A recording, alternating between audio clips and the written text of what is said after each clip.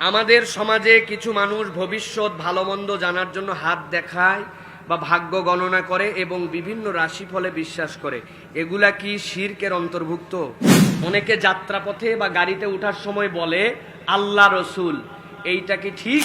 প্রিয় ভাইয়েরা, নবী করিম সাল্লাল্লাহু আলাইহি সাল্লাম বলেছেন, দুনিয়ার বুকে কতকগুলা শয়তান আছে জিনের মধ্যে থেকে, যারা আসমানে যখন ফেরেশতাদের কাছে আল্লাহ রাব্বুল আমিন দায়িত্ব বন্টন করেন, ওই আসমানের যতটুকু উপরে উঠা যায় উঠে যায়, যাওয়ার পরে কিছু কথাবার্তা শুনে ফেলে যেগুলা তকদির সংক্রান্ত, আল্লাহর দায়িত্ব যেগুলা দেন ওইগুলা শুনে এসে কত গণকের কাছে বলে, এরা কুফরি কালাম চর্চা করে, এটার দ্বারা তোমাদের কাছে কিছু কথা বলে, মূলত এটা কোনো গায়েবের কথা নয়, বরং শয়তানের কথা। আর নবী বলছেন, কেউ যদি হাত দেখাতে যায় অথবা গণকের কাছে যায়, এরপরে ওই গণকের কথা যদি অবিশ্বাস করে, কিন্তু কেবল গেছে, বিশ্বাস করে না, গেছি একটু দেখার জন্য কি বলে দেখি তো, আল্লাহ নবী বলছেন তাহলে তার 40 দিনের ইবাদত আল্লাহর কাছে কবুল হবে না।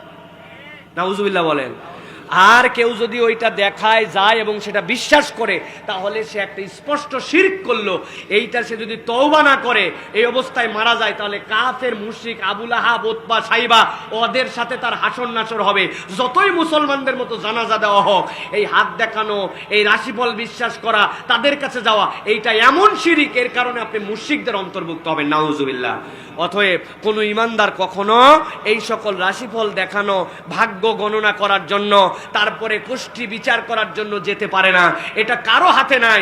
আল্লাহ রাব্বুল আমিন বলছেন, আল্লাহ রাব্বুল আমিন জানেন তোমাদের গায়েবের সকল খবর, একমাত্র জানেন কে? আল্লাহ।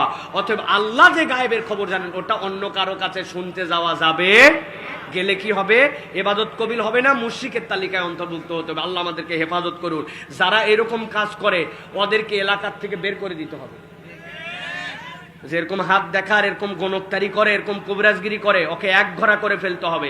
ইমানদারের সমাজে বসে তুমি ইমান বিধ্বংসী কাজ করবে আর ইমানদার আঙ্গুল চুষবে, ওই দিন ফুরাই গেছে। ওকে এক ঘোড়া করে দিয়ে সমাজে এরকম কাজ করতে দেওয়া যাবে না, ঠিক কি না? এরকম কতগুলো আছে কবিরাজ নামে, এগুলা ভণ্ড, এগুলা কবিরাজ নয়, এগুলা ইমান হরণকারী, এগুলা ইমান হরণকারী। প্রিয় ভাইয়েরা, নবী করিম সাল্লাল্লাহু আলাইহি সাল্লামের কাছে আসার পরেও এরকম সাহাবায়ে কেরাম থেকে প্রমাণ আছে যেখানে তারা আল্লাহর সাথে নবীর নাম উচ্চারণ করেছেন। নবী করিম সাল্লাল্লাহু আলাইহি সাল্লাম তাদেরকে সতর্ক করে দিয়ে বলেছেন, খবরদার এইটা বলবা না, শুধুমাত্র বলো আল্লাহ। কেননা আল্লাহ নবীকে বলছেন, ইকরা বিইসমি রাব্বিকাল্লাযী খলাক। নবীকে তাহলে বলা হতো আপনিও আপনার নামেও পড়েন, আল্লাহর নামে পড়েন। আল্লাহ নবীকে নির্দেশ দিয়েছেন আল্লাহর নামে কেবল। সেখানে আপনার আমার নবীর প্রতি ভালোবাসা থাকবে, মহাব্বত থাকবে, কিন্তু সেটা নবীর দেখানো পদ্ধতির বাইরে নয়। আবেগ দিয়ে ইসলাম হয় না, ইসলাম বিবেক দিয়ে হয়। অতএব আল্লাহর সাথে কোনো রসুল বলা যাবে না। আমাদের আবার এক ধাপ তো আগায় গেছে, আল্লাহ, রসুল এবং পীর মুর্শিদের নামে রওনা দিল, আছে না ভাই?